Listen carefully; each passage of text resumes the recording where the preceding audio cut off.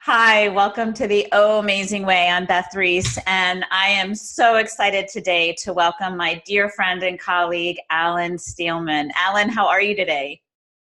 I'm doing great, and I'm equally excited to be your guest. Thank you so much for having me. Oh my gosh, thank you. So normally we get started, we hop in with a little like dropping into mindfulness together. And we're going to do that. And then I'm going to share with you a little bit about Alan's background and why he's just the amazing guest to have on this podcast. And then we'll hear a little bit about his story. We'll take a break. And then he has some just so much going on. He's so out there. You're so out there, Alan, making a difference. I want to hear about it, share it with our listeners. And so for those of you listening, let me just say part of the conversation today is really both between Alan and I, like two people on one career path, and like screech, the world really has called us, right, to do something a little different than we thought. So for those of you listening, really pull this to you and be looking in your own life for what are those ways and places the universe is calling to you to maybe step out of your comfort zone and make a difference. Yeah? All right. So let's go ahead and take a moment and even just take your hands if you're not driving and just shake them a little bit. We're just going to shake off maybe I like to call it the spilt milk of the day. Anything that's like that we're in a trance about, that's looping, that has us not in the present moment. Or maybe it's like a rabbit hole about our shopping list or our to-do list. And then let's gently rest our hands in our lap. And if it's available to you, softly close your eyes. And if you let your mouth open just a bit to let your jaw relax, no clenching jaws right now. Save that for later. Just kidding. And then really get present to who you're being in this moment. And if you're sitting, like really know that you're sitting. And on your next breath in, really notice that you're breathing. And don't do anything to change your breath. Just notice your body breathing.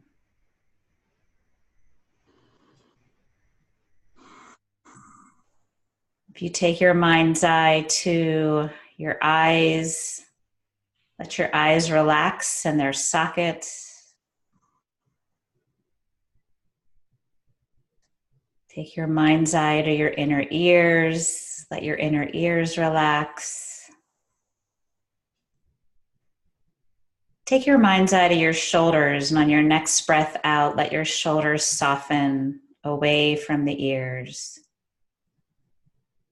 I know sometimes our shoulders have that codependent relationship with our ears, but let's let them separate for just a little bit. And taking your mind's eye to your mouth, can you turn the corners of your mouth up just a bit, creating a gentle smile? And as you exhale out, flutter your eyes open, and boy, it's amazing in just 30, 60 seconds how whatever was happening a minute ago is like poof, or sort of poof, gone, and we can be right here at the present. Well, I have to confess, I always have a bit of performance anxiety starting a podcast, and it's all gone, Beth.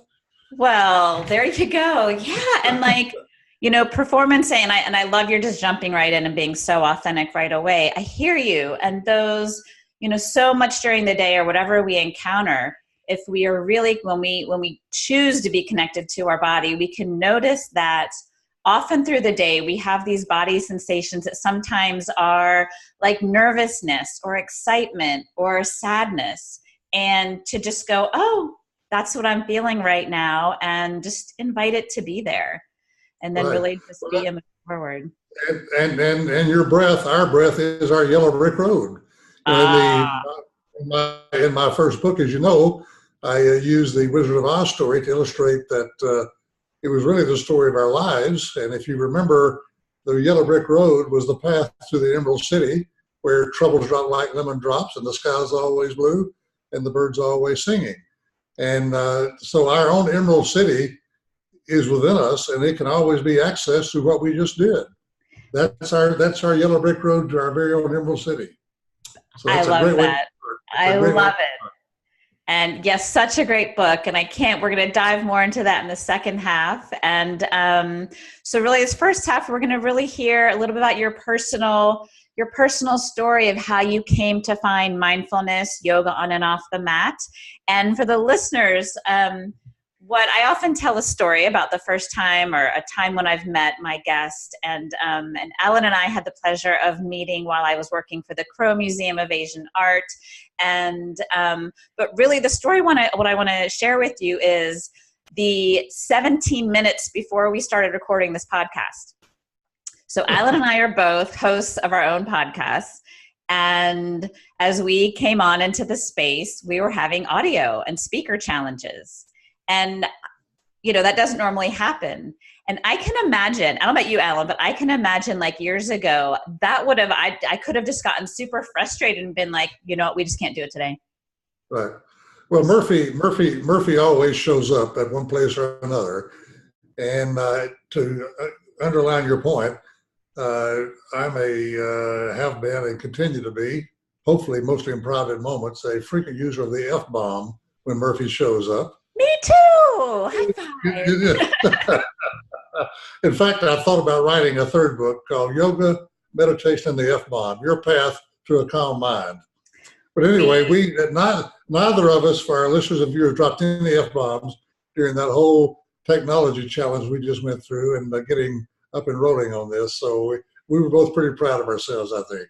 Right. And we even sort of joked, like, it's a good thing we know how to breathe, but there was never a moment when I kept checking in with my body, like, am I starting to feel frustration? I'm not. And I think part of that is because I intuitively knew that you were steady as well. And so really to your practice of being calm and steady, I thank you. So friends, let me tell you a little about this completely amazing person and friend of mine, Alan Steelman.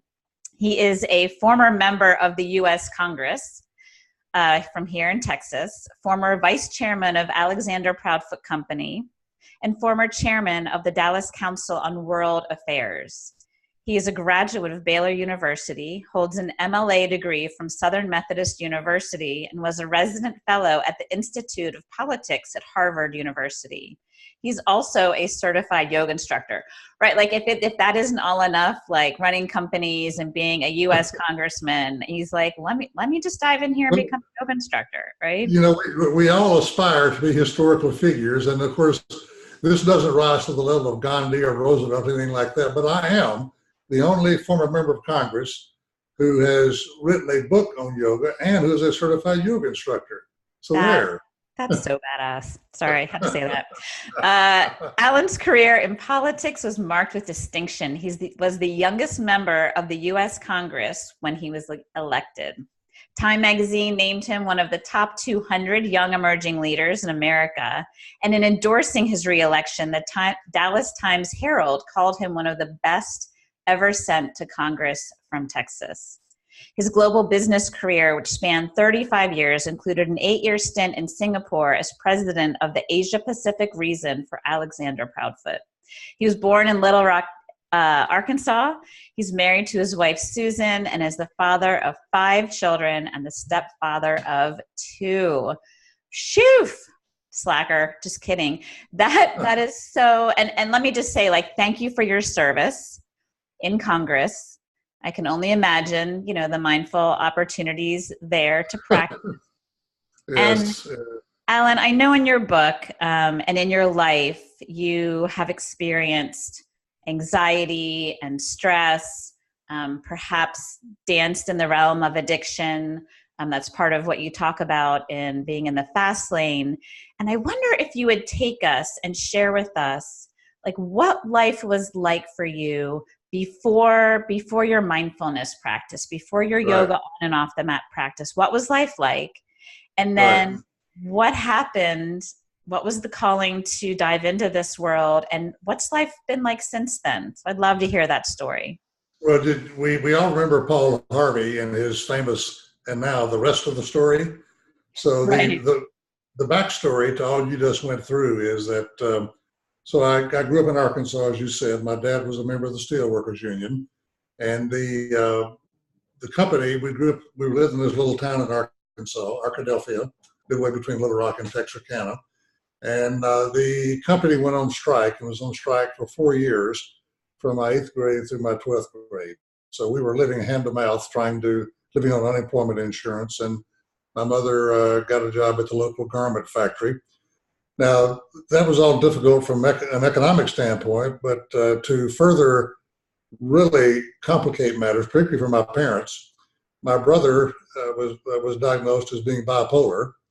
And actually, that was an undiagnosed condition at the time. So today would be called manic depression, or be referred to as bipolar. But in a little town in Arkansas, when my youngest brother, who later committed suicide, by the way, just couldn't go to school, couldn't come out of his room, and my parents, already dealing with the economic hardships that I just mentioned, also had this to deal with. And you've probably heard the adage, and it certainly has proven true in my case: you're only as happy as your unhappiest child. So as a parent, you can just imagine dealing with the economic hardship along with my brother's condition. And as it turned out, I learned later that there was really a bipolar gene on the male side of my family. 3 of my father's 5 brothers had it, and my brother had it. And by sheer luck of the genetic lottery, I didn't get it, but it was by pure luck. So to segue now to life after that. So you've probably heard the old adage, none of us ever get out of high school. As long as we live, none of us ever get out of high school, because whatever we went through, good, bad, or ugly, basically gets hardwired. And so I can remember the nightmares that I had in high school, a lot of it due to what I just mentioned regarding the home life. And my parents, by the way, in spite of all this, gave me unconditional love. Even when I didn't deserve it and needed to be called for things, they never did it.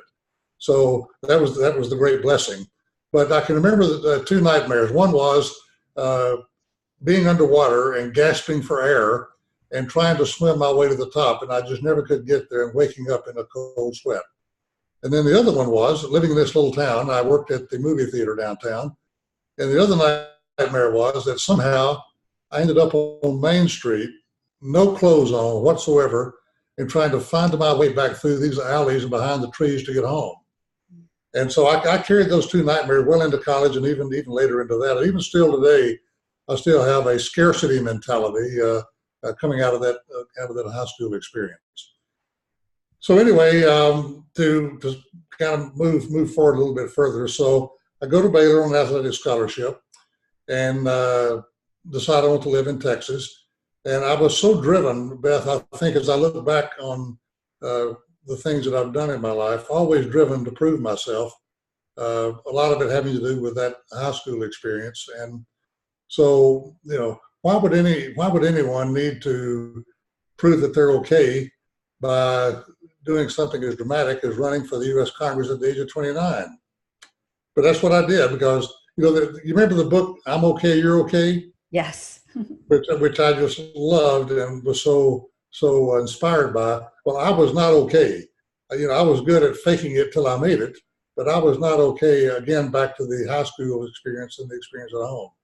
So what better way to prove that you're okay than to run for Congress against a 5-term incumbent and go mano a mano and have more people vote for you than vote for him, which they did. So obviously I was, one of the greatest experiences of my life. But when I look at the psychological motivation behind that, a lot of it had to do with having to prove myself that I was, and to others that I was okay. And Alan, I just want to pause real quick here and really And again, invite our listeners to really pull that piece of your story towards them. And certainly for me, in thinking about what motivates us to be who we be and do what we do. And of course, remembering we're human beings, not human doings. And a lot of us get in that cycle of do, and that sort of thing. But thinking about, and the motivation for who we become, like it doesn't have to be something, or often it's a double-edged sword is what I'm getting at. So that sometimes we're doing things or being in a way to overcome a fear or that sense of like, am I enough, right? And to see it doesn't make it wrong. But I love how you're in this space in your life, Alan, where now you can sort of step back. And I really invite everybody to take a step back and look at your life and the choices that we make, and how a past decision can impact who we are today. Right? Yes, exactly. Beautiful. Exactly. I just really, that's so tender and telling, Alan. I just really wanted to underline that. So to one of your other questions, as a part of the intro into this segment, you mentioned, or you asked about the stress and anxiety. So the way I went to college on an athletic scholarship, and so I've always been, it was then and remain physically fit. I did not appreciate the difference between physically fit and having, the correct blood pressure readings and all that, and being fit of mind and spirit. And so I would cope with all the stress and the anxiety of, am I enough, to your last point, by going out and running 5 miles and, doing things to cope with the stress. And by the way, you, as all of us who run and exercise know, you do get a good endorphin zap with a 5-mile run. And when we get into yoga, there are several more brain chemicals you get with that, which we'll cover later. But so I would run to deal with the stress and anxiety. Now, you mentioned addiction. I never, I grew up in this very strict Baptist family. There was never alcohol in the house. There was never tobacco and so forth. So I never developed any taste for that. But eating. So my nickname in college was GOAT, G-O-A-T. Now, what are goats famous for? Eating everything in sight, right? So great. I like to tell people it really meant greatest of all time, but not really. It meant GOAT because I ate so much. But because my metabolism was still that of a 22-year-old in college, and I was running, and as most of us have experienced, you hit 45, at least as a man, and your metabolism just dies dead in its tracks. So even though I was still, even at age 45, well into my business career then, and flying all over the world and living on airplane food and dealing with jet lag and all the stressful things that go with that, I would go run, but my metabolism had died. And so, I gained a lot of weight. And so I discovered, unfortunately, much later in life than I wish I had, that there is true magic in mindfulness. Mindfulness being an umbrella term for both yoga and meditation. The stressful mind, or the agitated mind, as Patanjali referred to it, is really what drives any addictions any of us have. And when my mind started to really calm down due to my practice of yoga and meditation, miraculously, my appetite for the copious amounts of food also disappeared. So, and it wasn't that I was on some strict regimen or diet to eat less. It just, the hunger just disappeared. So, I was able to eat much more moderately just by the fact that the agitated mind that we're all afflicted with was much less agitated due to my practice of yoga and meditation. Yeah, that's so great. And that the thing about the agitated mind is, like, I can only speak for myself. I feel like I was conditioned to, and this may ring true for a lot of people, that the agitated mind, or that's in a loop and like thinking, it's like we want to push it away, right? Like, I shouldn't be thinking that. I should be doing this.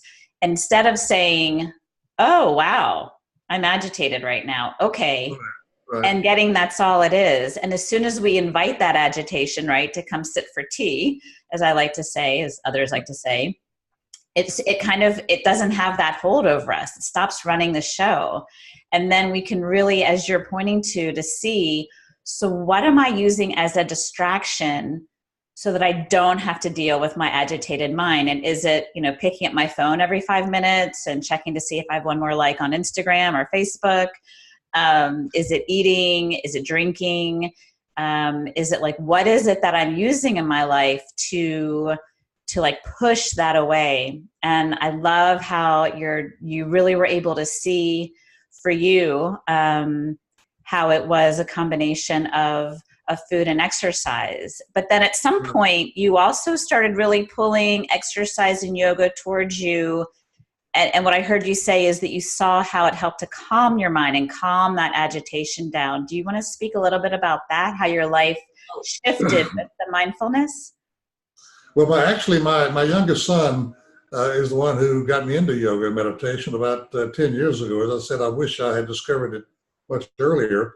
And he kept telling me that, and he's also very physically fit, he kept saying there's really something very different about the way that I feel. It's not just my physical side, but it's a much calmer mind and the anxiety is much less. So I said, okay, I'll try it. Now, frankly, I tried it mostly because I wanted to be able to touch my toes again. After all those years of running and tight hamstrings and tight calves and all, just being able to touch my toes again would have been a reward for doing that. But about 6 or 7 months, I started to notice, man, there's something magic happening here. And then when I started to research the impact on this, I learned about, we're really born with what I refer to as a Walgreens or a CVS in our heads. We're born with 4 magical feel-good chemicals: oxytocin, dopamine, serotonin, and endorphins. And a practice of yoga and meditation really stimulates the vagus nerve, spelled VAGUS, but pronounced like Las Vegas, which then distributes that Walgreens in our brain all the way from head to toe. And that's the calming, that's the magic in yoga and meditation. And Beth, you referred to this a moment ago to all of us finding various ways to cope. In my case, it was eating, and others it's pills and alcohol and digital addiction. And, these are really, in my first book, I refer to these as the false wizards. If we all remember, Dorothy and the Tin Man and the Scarecrow and the Cowardly Lion thought there was a magical wizard over the rainbow there that was going to get Dorothy and Toto back to Kansas, give the Tin Man a new heart to be in love again, give the Scarecrow a brain to make wise choices, and give the Cowardly Lion courage. And he turned out to be a wrinkled-up little old man who couldn't do anything for them. And the lesson was, we have within us already everything we need. And so pills and alcohol and eating and all these things are really false wizards that we all are tempted to use in order to cope with the stress and anxiety of life in the digital age, the age in which we live. I love that. That is such a great and easy analogy, right? Because it's such a great story. And to the point also, and I think of the Wizard of Oz, and also just that concept also that we're often driven to seek outside of ourselves that wizardness, right? And the answer. Yes. And lo and behold, it's with us all the time, right? Right. And to really just start to be able to be with what's so and what's there, how we find that the magic we're looking for has been right with us all the time. All exactly. The time. Beautiful. Well, Alan, go ahead. And it's accessible in exactly the way you started this whole program off, through our breathing. It is. It really is. And this is great. Well, Alan, let's take a quick break. And then when we come back, I want to hear more about this book, more about your next book, and then what you're up to with your nonprofit, your organization, in terms of really like taking this work, answering your calling, and really being out there in the world creating transformation. So we'll take a quick break and we'll come back and hear about that. We'll be right back. Very good.